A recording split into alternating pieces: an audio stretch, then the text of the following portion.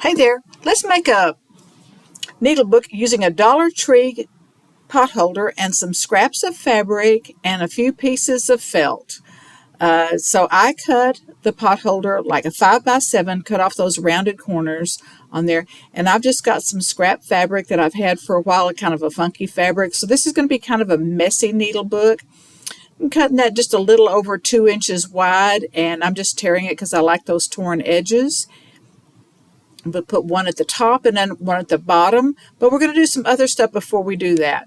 So I've got this little fabric that kind of goes with that funky fabric, and I'm going to make a couple of little pockets on the inside, and I'm just going to turn under the edge just like about 1/4 of an inch and do a little decorative stitch. It does not have to be a decorative stitch. You can just do a little straight stitch, or if you want to do some slow stitching or hand stitching, you can do that also. So whatever floats your boat on that, but this is just kind of a cool. And so what I'm going to do is pin this in place so that whenever I hem it, then it's going to leave a finished edge. So I'm going to stitch that right along that binding edge. And this is on the inside. So I'm going to use the right sides up, the right side of the potholder and the right side of it's hard to know the right side of the potholder and the right side of the fabric. And you can see I'm stitching just along that little binding stitching that's already there. So we're going to use that to our advantage. And then so we're going to turn, yeah, some rickrack. You don't have to do this. This is optional. But I thought, you know what? Why not? I've got a little piece of vintage rickrack there, and it kind of goes with the little funky fabric that I've got, and I like that finish. And there's how the pockets look when they're turned in. And I'm going to put a little button right there. So trim off that excess so that I don't have to deal with that. Just a little clip here and there. This is pretty easy. You could do this with any color potholder or a little piece of quilted fabric. It doesn't have to be a potholder. You could do it. But the main piece is 5x7. And then the little pockets are about 2.5 inches. You can kind of gauge on the pocket size. I found this shirt at our thrift store, and it had kind of some of the things that were the right colors, and I like that little plaid or checker kind of thing. Like the pink and the purple stuff doesn't work. But that little turquoisey, yellow, creamy, I thought that might be kind of a neat embellishment. So I think I will salvage part of that, and I really like the buttons. I've already cut those off. So I just kind of put my other little funky fabric up there to see if I like that together, and I do. And I printed off some of these onto fabric. This is from Mrs. Coggs Crafts at Etsy. She's got 3 pages of sewing sayings, quotes, and I like that. So I'm going to do that. So trim this off with just my little rotary cutter. You can use a pair of scissors. And so I bought from the office supply some printable fabric. I mean, there's YouTube videos on how you can get your stuff ready. And I thought about putting this a little saying on the inside on one of those pockets. And then I decided, you know what? I think I'm going to go ahead and just put that on the outside. I think that'll be super cute. And so just kind of figuring out where I want to put that, because I am going to put a button and need to make sure, all right, this is actually the back side, because that loop is on the back side. I'm not going to put it on the back side. I'm going to put it on the front side, because I want the loop of the potholder to go from the back side to the front side. So I'm just kind of doing all my little figuring, calculating right now. Let's see. All right. I've recalculated. You can see that the loop is over on my left-hand side, and I've measured halfway in the potholder itself to kind of figure out the spine. There's the halfway mark, about where my button is going to go and about where my little saying is going to go. So, and I forgot to record all the stitching. I did a double row of stitching, just kind of messy. I wasn't trying to turn under the edges. You can turn under the edges. Now I'm going to fold my potholder in half to mark the center, and then that's where that button's going to go, and I'm going to move that up just a little bit from where the button is going to be placed. And then I'm going to just do some little messy stitches around the edges. The back stitching is not important. I just did that so that it goes off the edge but without having a lot of threads hanging off. I didn't really think I wanted this real thready. It's going to have enough raggedy edges with the torn fabric. And so just a couple of rows of that. You could zigzag it if you wanted to, or put a decorative stitch on there. Or you could even just glue it on. If you didn't want to stitch it on, you could hand stitch it on. And I have a ton of needles, so I use them for whenever I go to teach bookmaking or journal making classes. And so I thought this will be fun. So on the inside, that's what the stitching looks like, and I'm okay with that.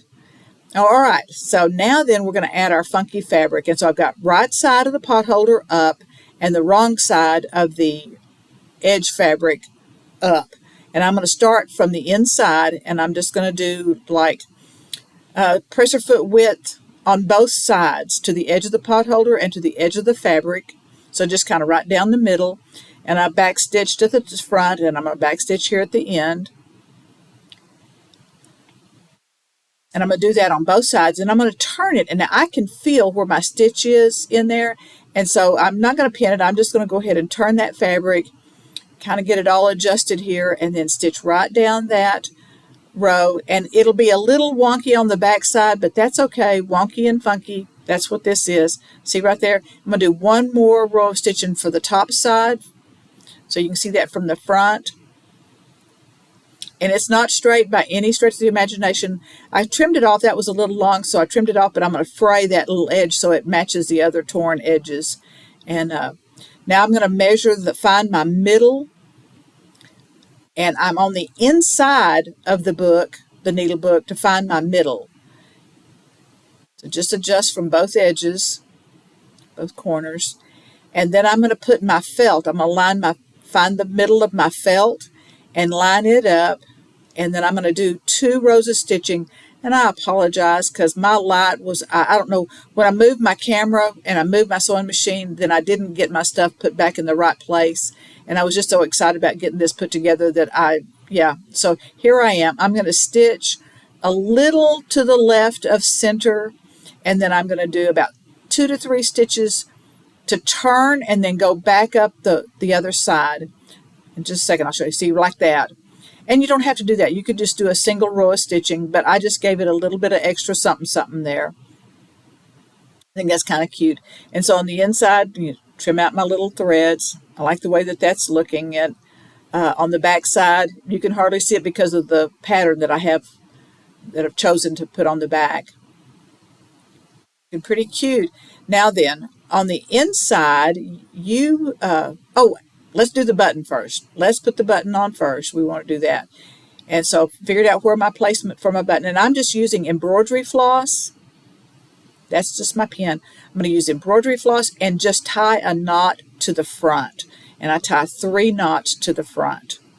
Get my little thimble there because that's kind of hard to go through that potholder. Potholders now, I think I got these for $1. They're $1.25 now. This is a pretty cheap, fast, and easy project. It really is. I think it maybe took me 20 minutes to make this. This would be such a cute gift to give to your stitching friends. And I don't think I showed all 3 knots, but I tied 3 knots.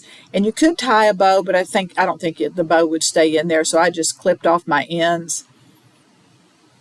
And that's pretty cute. So on the inside, if you decide that you don't like the stitching showing on the inside, you could add actually 1 more piece of felt, and I'll show you what I'm going to do. I didn't add an extra piece of felt. It was kind of an afterthought with the stitching showing through on the inside. But look at this. See that stitching right there? So I just took 1 of the pieces of felt, and it just fit right in there. And you still have a pocket. You still have a place to put a couple of pins or needles or whatever. You stick a little pair of scissors in there. So that's the reason I said if you wanted to put like a 3rd piece of felt in there, then that could be like your liner on the inside, or a piece of fabric. It doesn't even have to be felt. There's my little needle threader for my friends that have a little hard time with that. So I think that turned out pretty cute. There's my little scissors, my embroidery scissors in there. Just showing you again. Hey, listen, if you like this video, be sure you give me a thumbs up. Share me with your friends. Subscribe if you're not already subscribed. And hey, listen, I will see you later. Bye bye.